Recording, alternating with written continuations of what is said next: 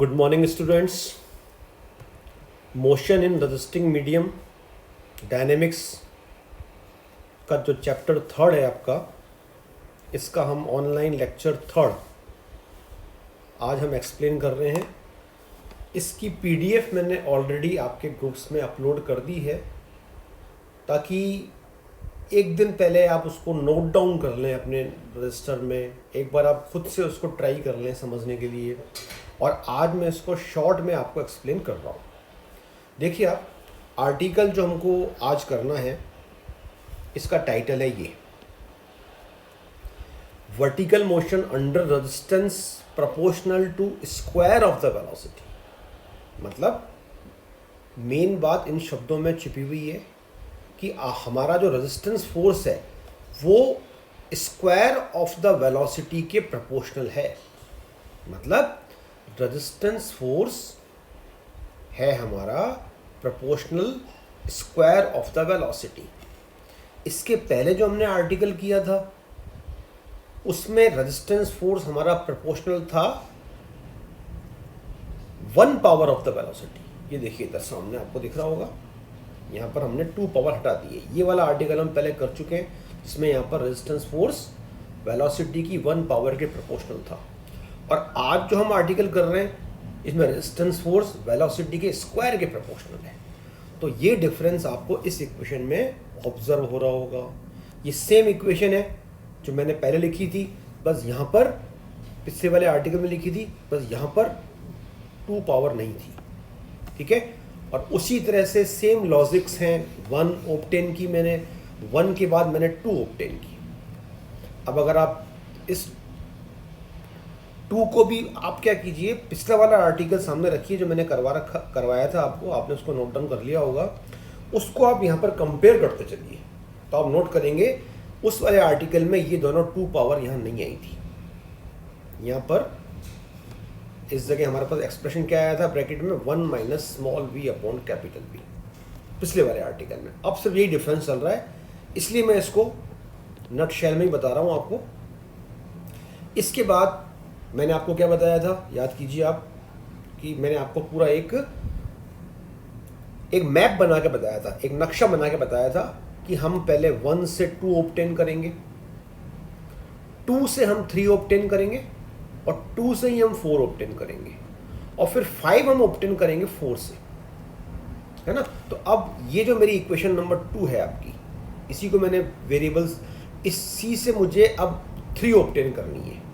तो इसके लिए x डबल डॉट की जगह v dv/dx पुट कर देंगे 2 में, और फिर हम इसका इंटीग्रेशन करने की तैयारी शुरू करते हैं। वेरिएबल सेपरेट कर दिए। देखिए आप, अब यहाँ पर अगर इस इंटीग्रल को आप पिछले वाले आर्टिकल से कंपेयर करें तो ये इंटीग्रल वहाँ आया था small v upon capital V minus small v। और इसको इंटीग्रेट करने की मैंने आपको एक टेक्निक बताई थी जो कि आप ऑलरेडी जानते हैं। मैंने आपको रिकॉल करवाया था कि ये एक वेरिएबल का लीनियर फंक्शन है ऊपर न्यूमरेटर में, और डिनोमिनेटर में भी वेरिएबल का लीनियर फंक्शन है। तो ऐसे केस में हम इंटीग्रल कैसे करते हैं, हम न्यूमरेटर में डिनोमिनेटर को क्रिएट करते हैं। इस टेक्निक को हमने एक्सप्लेन किया था, लेकिन क्या यहाँ पर ऐसा है? नहीं। इस इंटीग्रल में न्यूमरेटर में तो लीनियर फंक्शन है वेरिएबल का, लेकिन डिनोमिनेटर में वेरिएबल का क्वाड्रेटिक फंक्शन है। तो इसलिए हम यहाँ पर जो पुरानी वाली हमारी टेक्निक थी वो यहाँ पर एप्लीकेबल नहीं होगी। तो इसके लिए हम यहाँ पर, आप याद कीजिए, हम क्या करेंगे, हम इस फॉर्मूले को अप्लाई करेंगे। ये जो यहाँ लिखा हुआ है, ये क्या कहता है फॉर्मूला, कि अगर डिनोमिनेटर का डिफरेंशियल न्यूमरेटर में है, ऊपर आप देखिए f' लिखा है, नीचे fx लिखा है, तो ऊपर f' डिनोमिनेटर का डिफरेंशियल है। तो ऐसे केस में आपका इंटीग्रल का आंसर होता है log ऑफ fx, मतलब log ऑफ डिनोमिनेटर, और यूँ कहना चाहिए log ऑफ हर। इसको हम कैसे प्रूव कर सकते हैं? वैसे तो ये 12th क्लास का एक नॉर्मल फॉर्मूला है। आप इसमें अगर fx को t मान लें नीचे, तो ये जो f' dx है ये आपका dt बन जाएगा। तो ये इंटीग्रल बन जाएगा dt/t, और इसको आप जानते हैं इसका फॉर्मूला। तो यही टेक्निक मैंने यहाँ अप्लाई की है। फिर देखिए कांस्टेंट ऑफ इंटीग्रेशन निकाला है, सब काम वही है सेम, इसलिए मैं इसको थोड़ा सा जल्दी कर रहा हूँ। ये इक्वेशन नंबर 3 आ गई है आपकी, जो कि मुझे बता रही है x as a function of v। फिर मैंने वापस 2 से प्रोसीड किया, लेकिन अब की बार 2 में मैंने पुट किया dv/dt, ठीक है। तो इससे फिर मैंने इंटीग्रल किया। अब ये फॉर्मूला जो इंटीग्रल का यहाँ यूज़ हो रहा है वो मैंने यहाँ साइड में लिख दिया है। तो आप देखिए इससे मुझे जो ऑब्टेन हुआ, हाँ अब यहाँ पर एक नई बात हमें अप्लाई करनी है कि जब हम इस इंटीग्रल को करने के बाद सॉल्व करते हैं आगे, तो हमें यहाँ तक एक रिलेशन मिलता है। ये लॉग से फ्री कर दिया मैंने इस लाइन को। इसके अंदर मैंने एक स्पेशल काम किया जो कि आपको एग्जाम में याद रखना है। देखिए आप, मैंने e⁻² अल्फा टाइप की एक टर्म है, इसको मैंने लिख दिया e⁻α डिवाइडेड बाई e⁻⁻α, ठीक है। और फिर मैंने यहाँ पर कंपोनेंडो एंड डिविडेंडो, जो कि आप 10th क्लास में या 9th क्लास में पढ़ते हैं, है ना, जिसमें हम अंश में से हर जोड़ते हैं और अंश में से हर घटा के फिर उनको डिवाइड करते हैं। ये काम मैं यहाँ कर रहा हूँ, लेकिन डिफरेंस सिर्फ ये है कि माइनस वाला काम हम ऊपर कर रहे हैं और प्लस वाला काम हम नीचे कर रहे हैं। ये वाला काम हम ऐसा चेंज कर सकते हैं। तो ये वाला काम जब मैंने इन साइडों में किया, इसमें किया तो देखिए ये आ गया, इस पे किया तो ये आ गया। अब सवाल आ रहा है कि ऐसा क्यों कर रहे हैं अपन, so that we can apply these 2 special formulas. ये जो मैं ब्लू कलर में आपको बता रहा हूँ, ये sin h और cos h के फॉर्मूले होते हैं, ये मैंने अप्लाई कर दिया और इससे जो मेरा रिलेशन बन के आया, it is v is a function of t आया, जो कि मुझे ऑब्टेन करना था। अब मुझे इसको मैंने नंबर 4 पुट कर दिया। अब मुझे 4 से 5 ड्रॉ करनी है, रिड्यूस करनी है, तो मैंने v की जगह रख दिया dx/dt। और एज़ यूजुअल जो हम करते हैं, ये नया इंटीग्रल आपको याद रखना है, integral tan h x = log cos h, इसको यूज़ करके कांस्टेंट निकाल लिया। और ये रिलेशन नंबर 5, यानी वही 5 रिलेशन मुझे यहाँ ऑब्टेन करने हैं जो मैंने लास्ट आर्टिकल में ऑब्टेन किए थे। अब देखिए ये एक क्वेश्चन हम ले रहे हैं। ये क्वेश्चन आपके MDS में समटाइम्स इट इज़ आस्क्ड, 2-3 बार आया है, पूछा हुआ है ये।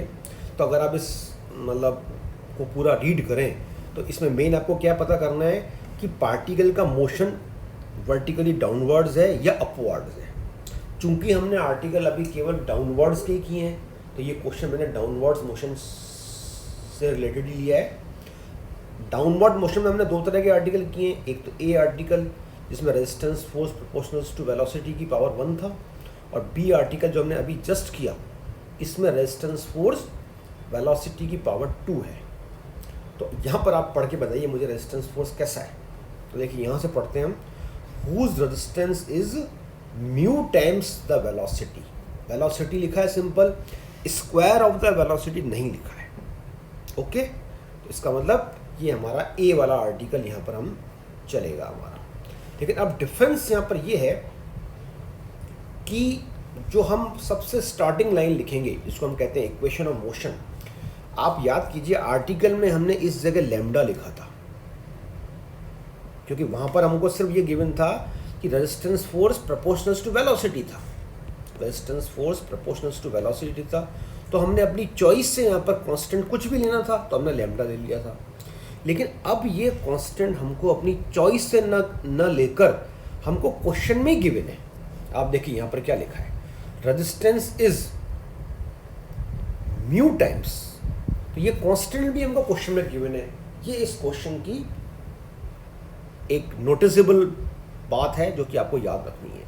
मतलब मैं चाहकर भी यहाँ पर लैम्डा नहीं ले सकता हूँ, मुझे म्यू ही लेना है। तो कोई बात नहीं, अब मैंने जब इसको म्यू लेकर जब मैंने इसमें m से डिवाइड लगाया, तो डिवाइड लगाने के बाद आप याद कीजिए मैं यहाँ पर म्यू लेता था, लेकिन अब मैं ले रहा हूँ लैम्डा।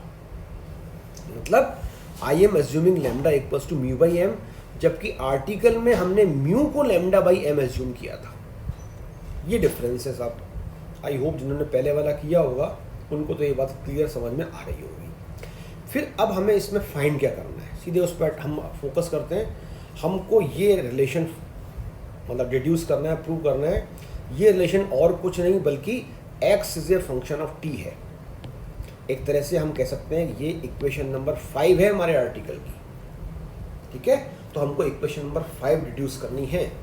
तो आप याद कीजिए 5 को डिड्यूस करने का हमारा जो मेथड था वो क्या था।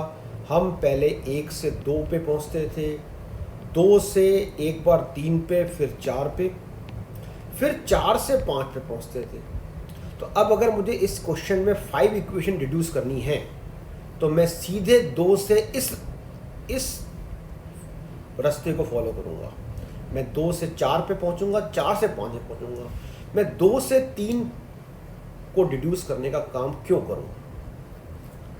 ये तो मेरे क्वेश्चन के सॉल्यूशन को अननेसेसरी लंबा कर देगा, ठीक है ना। तो मैं सीधे 2 से 4 और 4 से 5 पे प्रोसीड करने का काम करूंगा। तो ये काम जैसे हम करते हैं एज यूजुअल है, इसको मैं आप अपने आप कीजिएगा। बस लास्ट में आप देखिएगा ये आपकी इक्वेशन नंबर 5 जैसी आ गई, जो कि आर्टिकल को आप देखोगे तो उससे रिजेंबल कर रही है। लेकिन अब हमको इसको कन्वर्ट करना है, चेंज करना है जो हमारी रिक्वायर्ड रिजल्ट है उसमें। रिक्वायर्ड रिजल्ट में v नहीं है। क्यों नहीं है कैपिटल V? क्योंकि कैपिटल V तो हमने माना है इंटीग्रेशन के हिसाब से, तो हमने वापस से v की वैल्यू पुट कर दी। फिर इसके अंदर लैम्डा भी नहीं है रिक्वायर्ड रिजल्ट में। लैम्डा की जगह हमने जो लैम्डा किसको माना था, μ/m को माना था, वो पुट कर दिया। तो कुल मिला के कैपिटल V की ये जो वैल्यू है जब मैं इसमें पुट करूँगा ऊपर वाले इक्वेशन में, तो सॉल्व करने के बाद मुझे ये रिज़ल्ट मिलेगा जो कि मेरा रिक्वायर्ड रिज़ल्ट है, जो मुझे प्रूव करना है। तो आई होप ये आपको समझ में आ गया होगा, ठीक है। तो प्रैक्टिस कीजिए। अब हम इसके बाद जो नेक्स्ट 2 आर्टिकल करेंगे वो हमारे वर्टिकली अपवर्ड्स मोशन के होंगे और उससे रिलेटेड हम क्वेश्चन करेंगे। Okay, thank you very much.